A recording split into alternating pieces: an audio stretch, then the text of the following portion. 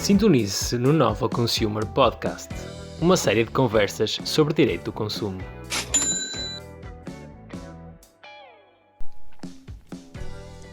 Hola, bienvenidos al quinto episodio del Nova Consumer Podcast, un programa completamente dedicado a conversaciones informales sobre el derecho del consumidor.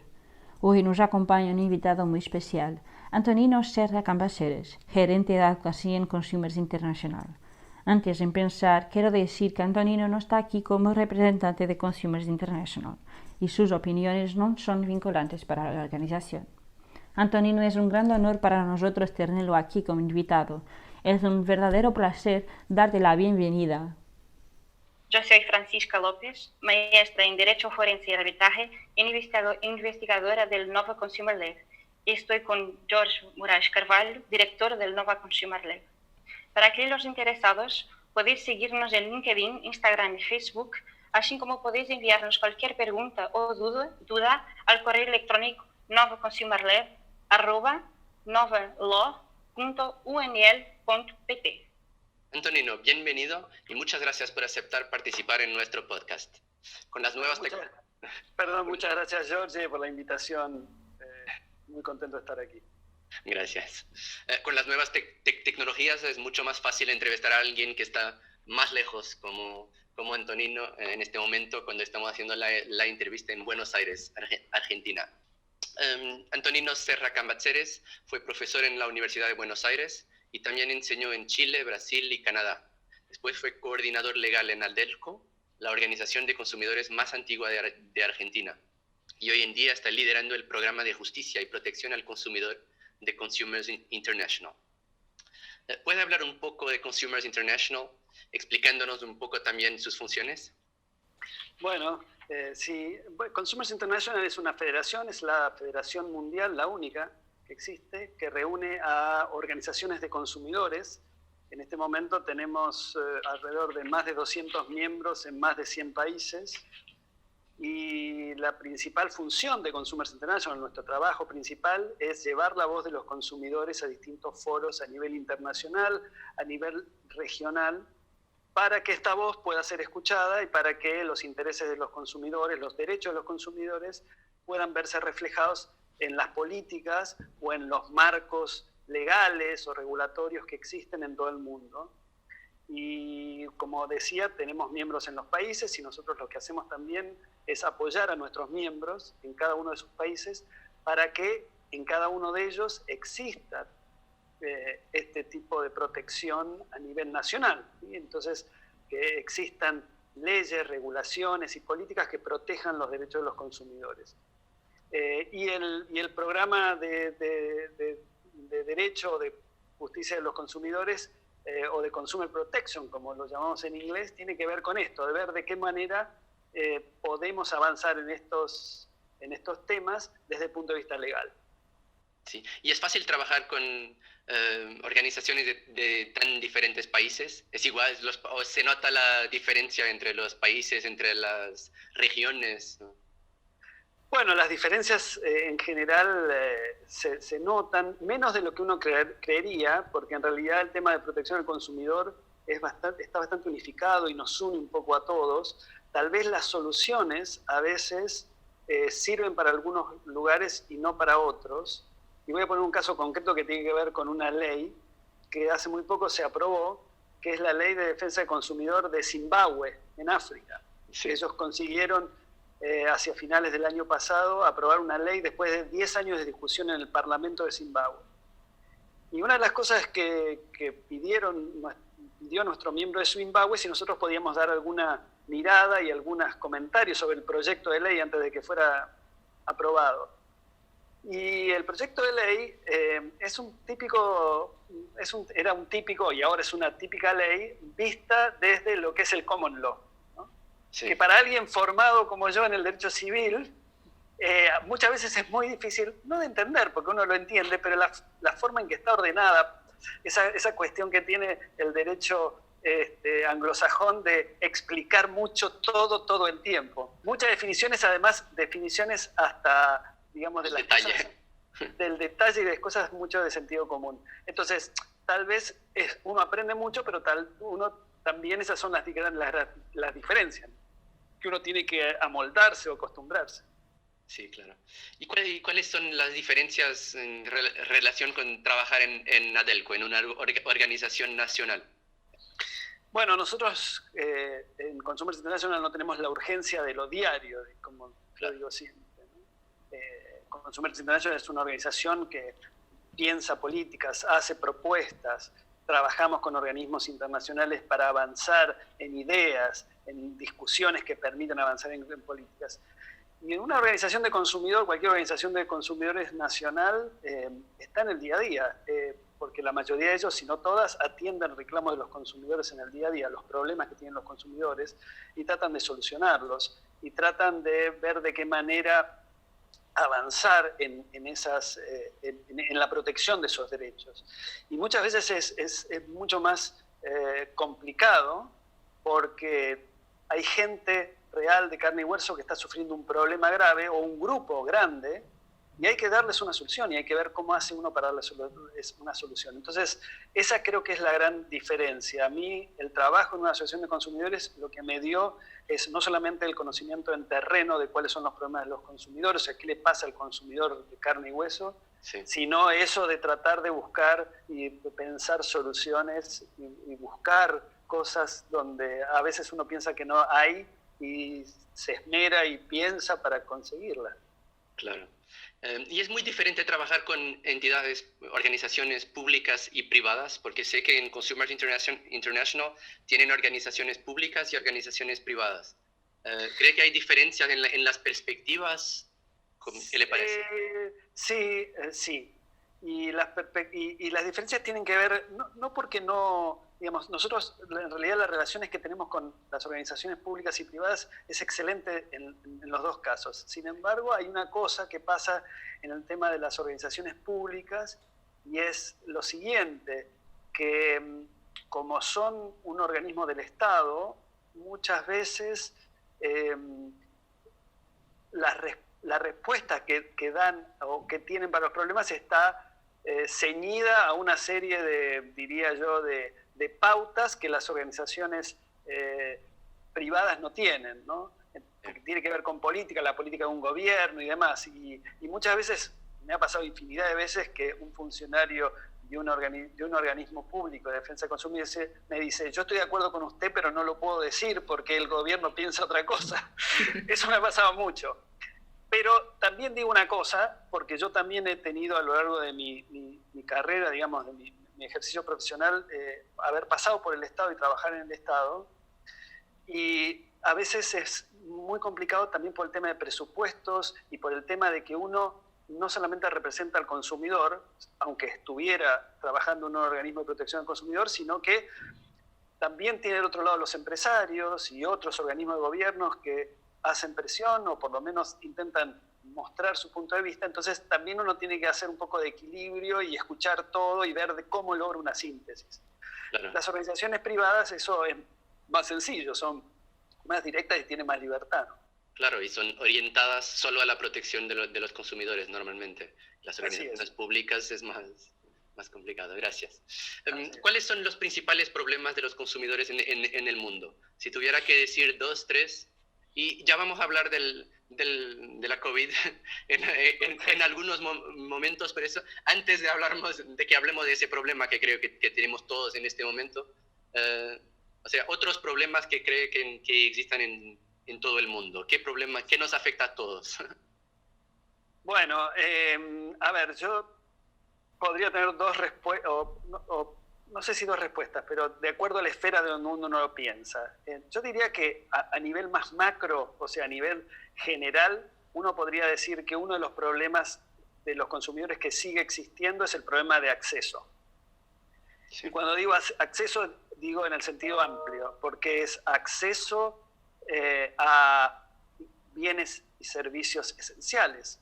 Por ejemplo, alimentos, agua potable, vivienda, esas cosas esenciales que hay gran cantidad de consumidores que no lo tienen asegurado. Pensemos que en el mundo hay, al día de hoy, un número enorme de gente que vive por debajo de la línea de la pobreza. Y entonces, eso es un problema. Pero hay otros accesos.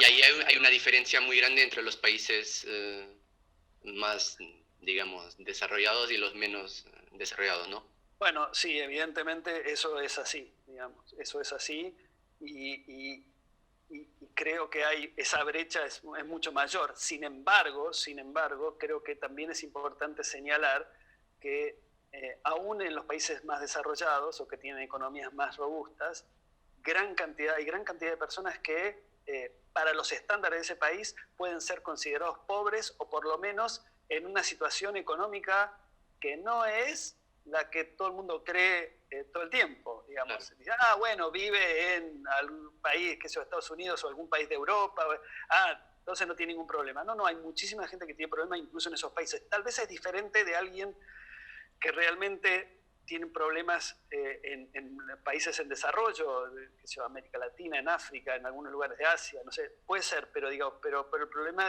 creo que sí es en todas partes es global y sin duda es más acuciante en los países en desarrollo.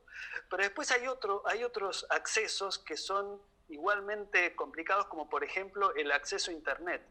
Porque hoy, y después si querés hablamos del COVID, pero una de las cosas que ha pasado, y más allá del COVID, pero además con el COVID, es el crecimiento del uso del comercio electrónico. ¿Sí? Y todo el mundo, como nosotros ahora estamos comunicándonos a través de herramientas digitales y demás, y creemos, los que tenemos este tipo de herramientas, que todo el mundo tiene acceso a Internet. Pero si uno va a las estadísticas y a los números, uno ve que en este momento solamente un poco más del 50% de la población mundial tiene acceso a Internet. O sea, no sé exactamente, creo que era el 53 o 54% la última vez que lo vi hace un par de meses. Entonces, la mitad del mundo no tiene acceso a Internet. Entonces, eso también es un tema. Entonces, yo diría, este es un problema que debemos solucionar. ¿Cómo damos acceso desde las cuestiones básicas a cosas como Internet? Ahora, si yo voy a temas más específicos de los consumidores, ¿cuáles son los problemas que tienen los consumidores? Bueno, yo diría que los problemas, en términos generales, son los mismos. Uno, son problemas que tienen que ver con lo que yo llamaría confianza en el mercado.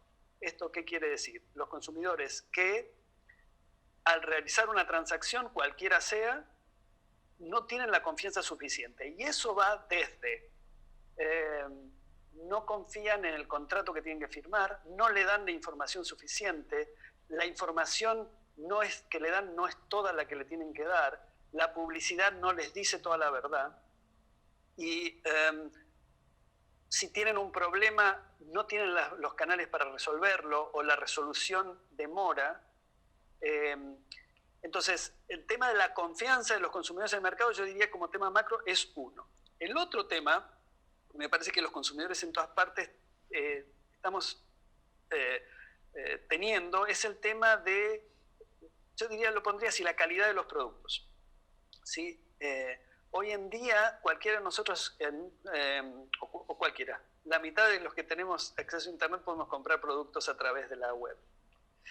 Y muchas veces, y cada vez más, la calidad de esos productos, no digo solamente calidad en cuanto a si es más lindo o no, sino la potencialidad que tiene un producto para causar un daño en la salud o en la seguridad de los consumidores, aumenta.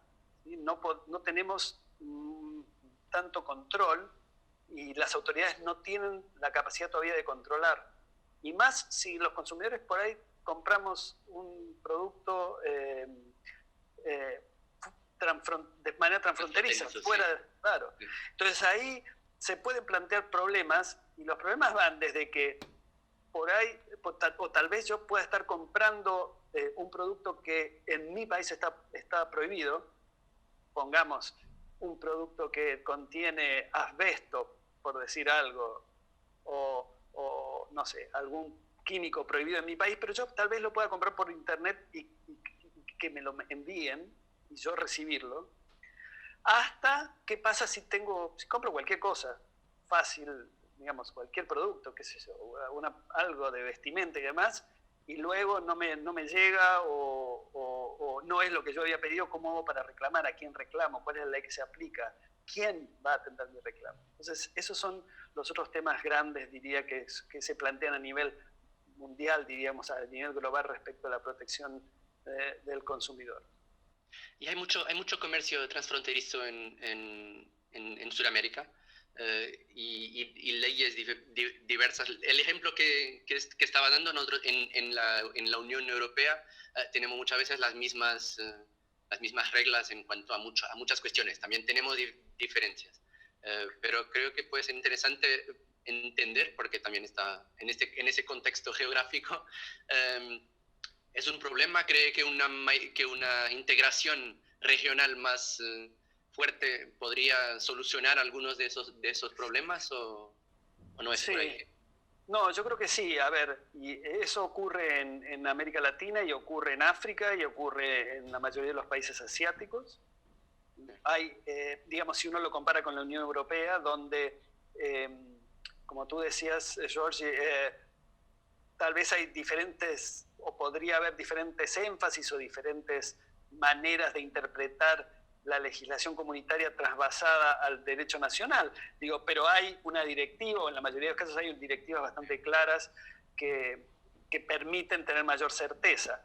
En nuestros países, y en estas 3 regiones, diría yo, eso no ocurre, entonces es más difícil. Ahora, si uno ve las estadísticas de comercio transfronterizos, tanto en América Latina como en África, como en Asia, el sudeste asiático, uno ve que eso no está tan desarrollado. Sí hay, por ejemplo, una explosión, eso lo sabemos en todos los países, incluso en Europa, del comercio electrónico o el comercio transfronterizo con China, por ejemplo. Sí, claro. Alibaba y todas es incontornable hoy, creo. Es que es así.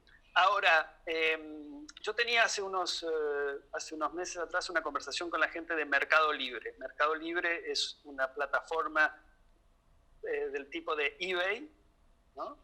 Una plataforma de economía colaborativa, y es enorme en América Latina, está en todo no solamente en las Américas, porque también está en Estados Unidos, y es una de las empresas más importantes que hay en la región. Y yo les preguntaba a ellos cómo manejaban ellos el tema del comercio transfronterizo, ya que ellos están en la mayoría de los países, y me decía que es casi cero y que ellos no incentivan eso, y básicamente no incentivan el comercio transfronterizo porque el problema es la resolución de los conflictos que puedan surgir. Y entonces ellos no quieren meterse en ese tema. Ellos sí solucionan o intentan solucionar todos los conflictos que hay en su plataforma cuando uno compra, por ejemplo, yo estoy en Argentina y le compro a alguien en Argentina, pero que ellos no tienen casos de gente que compra en Argentina un producto de Brasil, porque además ellos inhiben eso. Y el motivo que me daban era porque justamente la legislación no era clara, o por lo menos todavía no había claridad en la manera de armonizar las legislaciones. Yo entiendo que esto pasa también en África y en el sudeste asiático, y ese es un detrimento, digamos, para, 1, la confianza de los consumidores en el comercio electrónico, 2, para incentivar el crecimiento del comercio electrónico, porque a mí me parece que es muy importante para los consumidores, para su derecho a elección, digamos, y tener más opciones, poder tener este tipo de posibilidades que no se están dando. Sí, claro. Yo le iba a preguntar los desafíos a nivel digital al derecho del consumidor, pero es muy interesante que en la cuestión sobre los principales problemas hemos debatido y discutido mucho el digital también, y eso es interesante. Hay una cosa más del tema digital, solamente déjame decirte que también es una cosa muy importante, que es el tema de la protección de datos y la privacidad, ¿no? Más allá de las transacciones en sí mismo, todo el tema de protección de datos, ciberseguridad y demás, es un tema que es importante para los consumidores, es fundamental para los consumidores, y es un tema de mucha preocupación para todos los que trabajamos en la protección del consumidor. Claro. ¿Y cree que en ese tema la Unión Europea ha sido precursora con el reglamento o no? ¿O es demasiado? ¿O no demasiado? ¿O no funciona bien? No sé. ¿Cuál es su opinión sobre el reglamento europeo? A mí me encanta. Yo tengo algunas dudas, por ejemplo. Bueno, pero a mí me encanta el reglamento europeo, y sobre todo para los países como el mío, en donde nosotros tenemos una ley de protección de datos hace mucho tiempo. Creo que debe ser actualizada porque es de antes de la explosión de la cuestión digital, pero yo siempre vi con muy buenos ojos y sigo viendo con muy buenos ojos a la Directiva Europea sobre Protección de Datos. Leí hace poco, ahora que se cumplieron 2 años de su implementación, de que aún todavía falta mucho para implementar, no está implementada totalmente, pero a mí eso no me llama la atención y en cierta forma me parece que iba a ser así, o sea, para mí es un estándar muy alto, y está bien que sea así, a mí me gusta que sea así, sí, y que su implementación iba a demorar. Entonces, claro. Me parece que si uno mira 2 años para atrás en cómo está Europa ahora respecto de eso y cómo estaba 2 años atrás, el avance ha sido enorme. Que falta muchísimo, que falta muchísimo para implementar la directiva, falta muchísimo, pero está mucho mejor de lo que estaban sin duda, y para mí es un estándar internacional. Todos deberíamos aspirar a llegar allí. Claro, claro. Y se habla mucho de protección de datos. Creo que el reglamento ha hecho que se hablara muchísimo de protección de datos. Después, aunque a Estados Unidos no le guste, pero bueno. Claro. Pero después tengo algunas dudas con el consentimiento, porque creo que el consumidor cuando da el consentimiento no sabe exactamente lo que está consentiendo para el tratamiento de datos. Firma un consentimiento, pero muchas veces no, sin saber precisamente lo que van a hacer con sus datos. Sí, y ahí hay una pregunta que creo que todavía, por lo menos yo no tengo la respuesta, que es, ¿alguna vez sabremos exactamente qué estamos hablando? ¿Llegaremos a ese estadio en donde tendremos los consumidores la plena convicción de qué es lo que estamos firmando? Claro. Yo soy un poco pesimista respecto de eso, pero creo que podemos avanzar mucho. Cambiando un poco de tema, si crees que el consumidor argentino corresponde al perfil del consumidor a nivel mundial. No es fácil esta pregunta, probablemente. Pero tiene la posibilidad de ver como casi nadie esa comparación. Bueno, yo creo que en algunos casos sí y en algunos casos no. Y te voy a explicar, o te voy a decir por qué creo que sí y que no. Que sí, porque me parece que el consumidor argentino y en general los consumidores, con el avance de las herramientas digitales, nos hemos vuelto consumidores globales de alguna manera, ¿sí? ¿En qué sentido lo digo? Lo digo en el sentido de que no solamente cada vez es más fácil comprar, o no solamente comprar, sino establecer relaciones de consumo, transacciones con cualquier parte del mundo, sino que también nos permite conocer las últimas novedades, y eso hace que nuestro estándar, o más que estándar, lo que nosotros queremos como consumidores se eleve. Si yo puedo comprar algo aquí en Argentina, pero lo puedo comprar en Portugal, tal vez más barato, con mejor calidad y con más garantía, entonces lo voy a comprar en Portugal, y eso también es un mensaje para los proveedores en Argentina, diciendo, miren, yo quiero llegar a eso, ¿no? Eso es una cosa. Ahora, ¿por qué no? Porque muchas veces, yo diría los argentinos, pero en términos generales, muchas veces en los países creemos que hemos inventado la rueda y no la hemos, obviamente ya está inventada. Entonces a veces pedimos o exigimos cosas que no son muy lógicas de exigir. Y vos pusiste un caso muy paradigmático, en el tema de los datos personales. Nosotros hacemos clic sin pensarlo con las apps que descargamos en nuestros teléfonos o con las páginas que visitamos en internet, y decimos que sí, aceptamos cookies y aceptamos políticas y aceptamos. Y luego vienen los problemas, y cuando vienen los problemas hay un enojo grande, que yo no digo que esté mal. El problema ahí es decir, bueno, sí, pero usted dijo que sí antes, digo, no es que esto... Entonces, eso es complicado. Y después hay otra cosa que lo digital ha traído. Y yo pongo un ejemplo de algo que me pasó. En África, todo lo que es los servicios financieros a través de móviles, de telefonía móvil, ¿no? De celulares, teléfonos celulares, está avanzadísimo. Y está avanzadísimo porque para la mayoría, o para casi todos los países africanos, es la mejor, la más barata y casi en algunos casos la única forma para poder conectarse a través de las redes de telefonía celular. Entonces eso ha generado que desarrollen mucho aplicaciones y costumbres de utilizar el teléfono celular para hacer transacciones, ¿sí? Desde pagar sus cuentas, hacer transferencias de fondos, enviar dinero al exterior, bueno, manejan todo desde su teléfono celular. Y eso ha generado que tengan una expertise, una experiencia grande y que hayan avanzado en algunos aspectos de regulación que en el resto de los países no lo hemos hecho.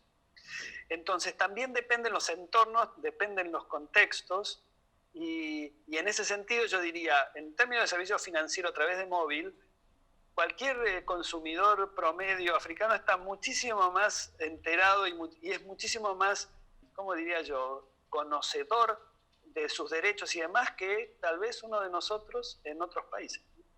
Muy interesante. Empecemos ahora con el COVID. Vamos. Los miembros de Consumers International hicieron una declaración conjunta sobre este tema. ¿De qué trata esa declaración conjunta? Bueno, esa declaración conjunta tuvo que ver con la reflexión que el COVID nos disparó a todos los miembros de Consumers International y a quienes trabajamos en Consumers International en relación cuáles son los desafíos que la pandemia, que el COVID nos ponía y el futuro. Y yo diría que, a ver, si yo tuviera que sintetizar esa declaración, diría que la declaración dice lo siguiente, es la salida, o digamos, parte de la solución, o una parte importante de las soluciones de los problemas de la pandemia y de los que nos va a poner delante la post-pandemia es con el consumidor y no sin el consumidor. Y que la voz del consumidor es esencial para poder reconstruir o construir esta nueva normalidad, si quieren, como se llama ahora. Y ahí fijamos una serie de puntos más específicos sobre en qué sentido lo decíamos. Y íbamos desde temas desde acceso a alimentos y medicamentos, por ejemplo, y temas tan básicos que han vuelto a ser tan actuales como, por ejemplo, los precios de los productos esenciales y de qué manera hay que establecer algunos criterios que permitan que no se especule con los productos esenciales, con los precios de los productos esenciales y su disponibilidad en el mercado, ¿no? Es un tema que parecía, bueno, eso sí está asegurado y no lo está, y en muchos países, como en el caso de Argentina, se fijaron precios máximos a una serie de productos esenciales, o se han establecido controles muy firmes y se han aplicado multas, hasta temas como, por ejemplo, lo que yo mencionaba al principio, respecto al acceso a Internet. Hay muchos países donde se ha pedido que Internet sea declarado un servicio público y que el acceso sea para toda la población. Entonces, en este documento nosotros decimos la reconstrucción o la construcción de la nueva sociedad es con los consumidores y es en temas tan básicos como el acceso a alimentos, pero también la confianza en los mercados, ¿sí? El mejorar el diálogo entre los consumidores y los proveedores y el Estado para buscar soluciones conjuntas, fijar políticas de protección del consumidor que sean realistas y que ayuden a llevar mayor certidumbre y un respeto a los derechos de los consumidores. Eso es muy importante. El respeto a los derechos de los consumidores, que diría que en casi todos los países del mundo están consagrados en leyes específicas, en muchísimos casos en las constituciones de los países, y que entonces los consumidores tenemos mucho para decir y además tenemos el derecho de participar, no solamente las ganas y el deseo, sino el derecho de hacerlo. ¿Cree que el consumidor post-COVID va a ser muy diferente del consumidor que teníamos antes de la pandemia?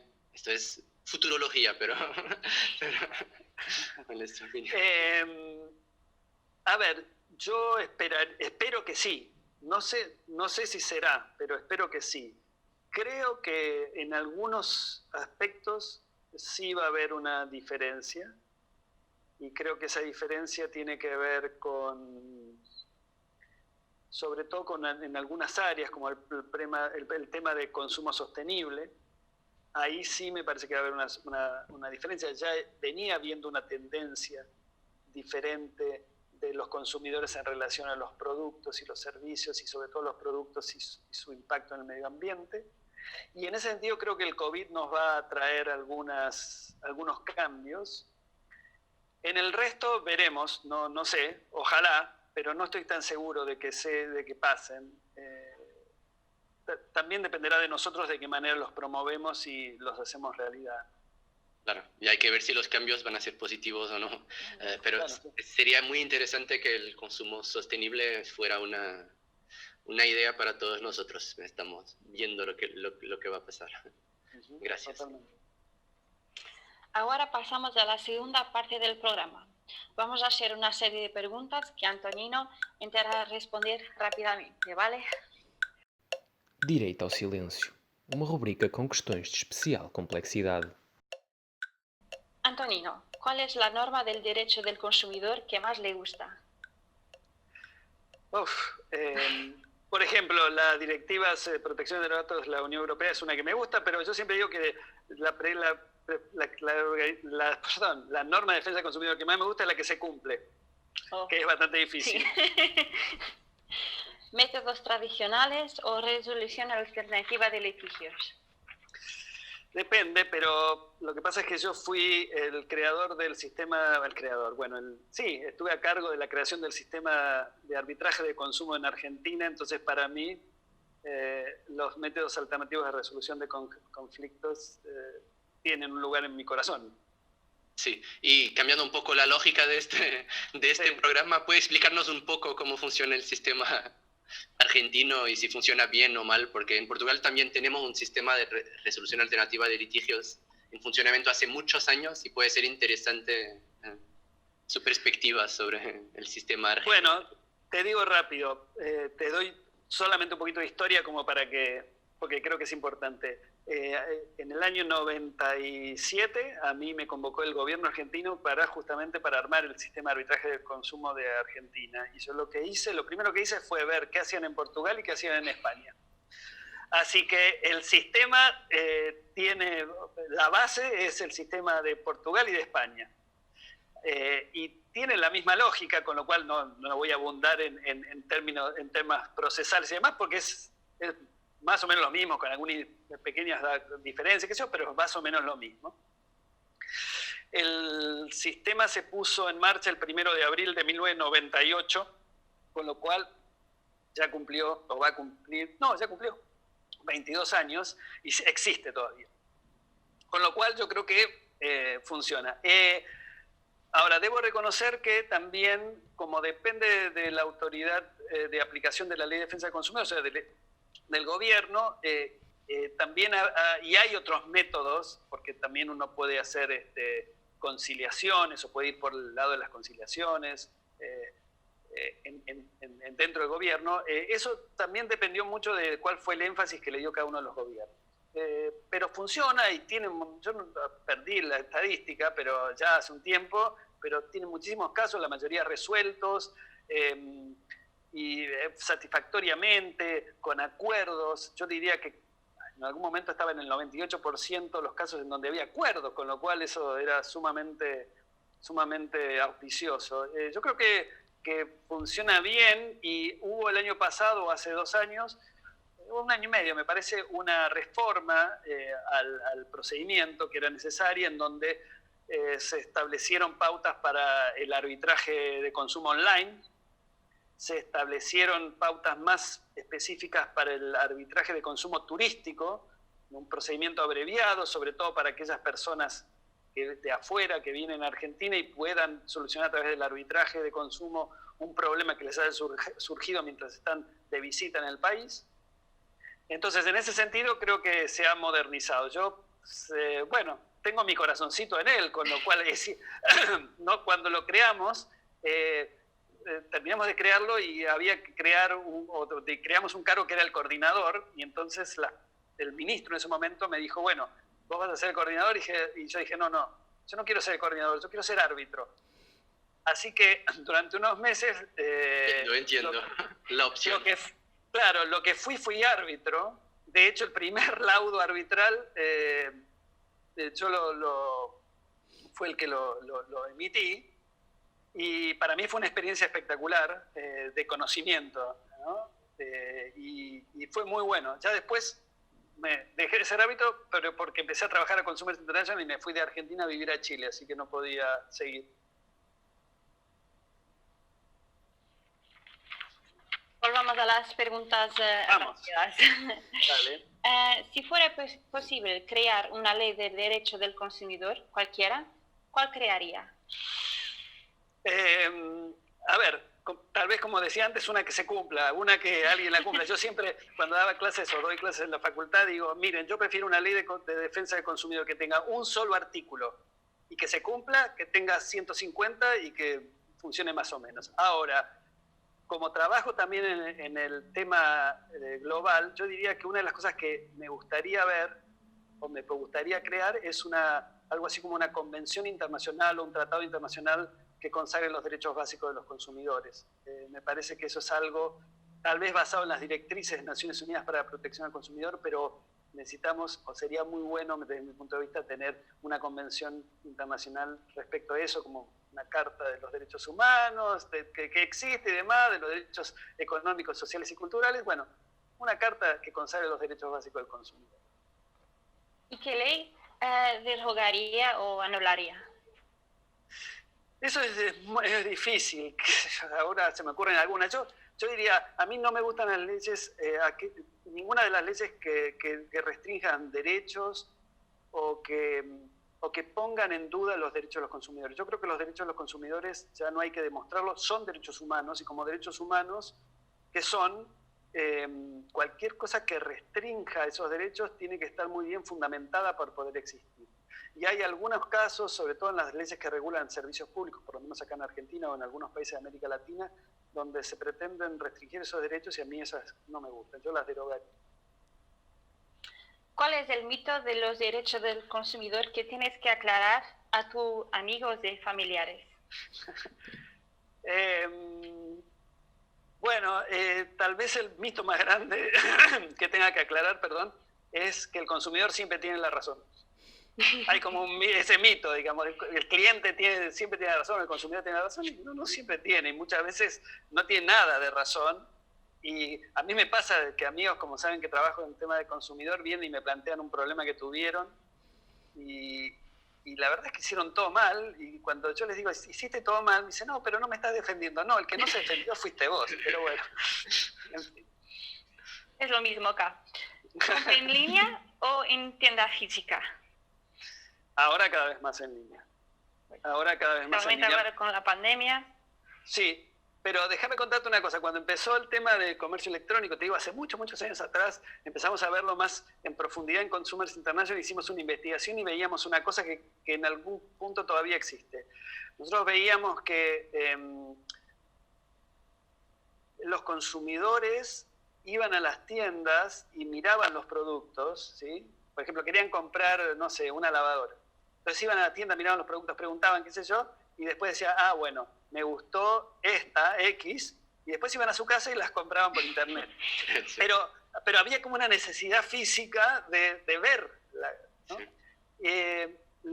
Para la gente de mi generación, eso todavía pasa, ¿sí? A mí muchas veces me pasa que yo quiero ver lo que voy a comprar. Por ahí después lo compro por internet, pero esa cuestión de la tienda física es como importante, ¿no? Es como importante. Y sobre todo, digo una cosa más, perdón que me extienda en esto, pero sobre todo, por ejemplo, en cosas como vestimenta, como ropa, ¿sí?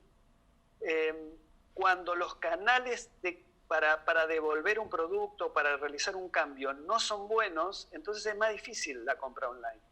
Porque, por ejemplo, yo puedo comprarme, no sé, una chaqueta, y cuando llega me queda mal o es más pequeño y demás. Si el canal para que yo pueda devolver eso, para cambiar eso, es dificultoso, como todavía es en la mayoría de los países de América Latina, por ejemplo, entonces es más difícil apostar a la compra en línea, y ese tipo de compras uno las sigue haciendo en la tienda.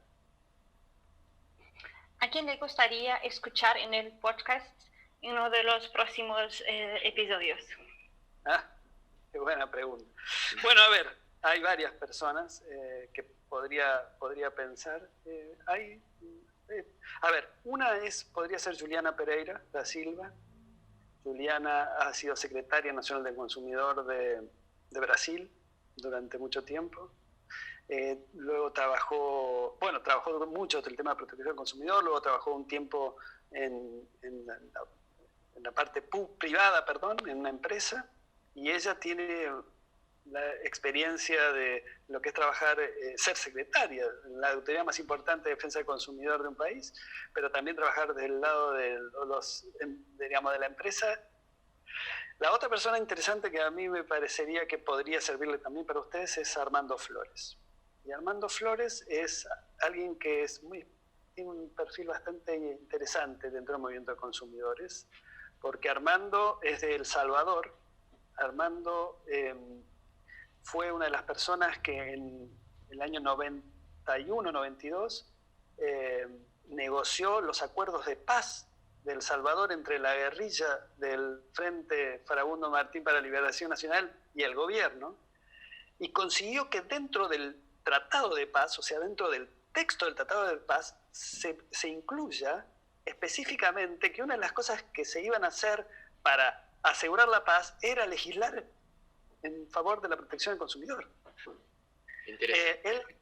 Y él después fue, durante muchos años, director de la Asociación de Defensa del Consumidor de El Salvador, el CDC. Luego, cuando se creó posteriormente una Agencia Nacional de Protección, una Defensoría del Consumidor, él fue el presidente. Y luego, en el siguiente gobierno, fue primero viceministro de Economía y después fue ministro de Economía de El Salvador. Es un abogado. Perfecto. Y tiene mucha experiencia y sería muy interesante escucharlo también a él. Y si puedo hacer una más, es otra de las personas que sería interesante escuchar es a Marta Tellado. Marta es la presidenta y CEO de Consumer Report, Consumer Union, la Organización de Consumidores de Estados Unidos, tal vez la organización de consumidores más grande, la organización de consumidores más grande del mundo. 6 millones de suscriptores, un poder inmenso, una trayectoria inmensa. Y lo interesante de Marta es que ella es cubana de nacimiento, nació en Habana y luego su familia se trasladó a Estados Unidos. Así que habla perfecto español. Qué bien, varias personas. Una vez más, muchas gracias, Antonino, por esta participación tan especial, por su tiempo y por hablar con nosotros. Nuestro primer invitado que no es portugués. Llegamos así al final del quinto episodio del podcast. Muchas gracias a los oyentes. Ya lo sabéis, pueden enviar preguntas o dudas por el mail. El correo electrónico es novaconsumerlab@novalaw.unl.pt. Y os recuerdo que nos podéis encontrar en las redes sociales, donde compartimos información relacionada con el derecho del consumo. Nos vemos en el próximo episodio con Carlos Ferreira de Almeida. No lo pierdas.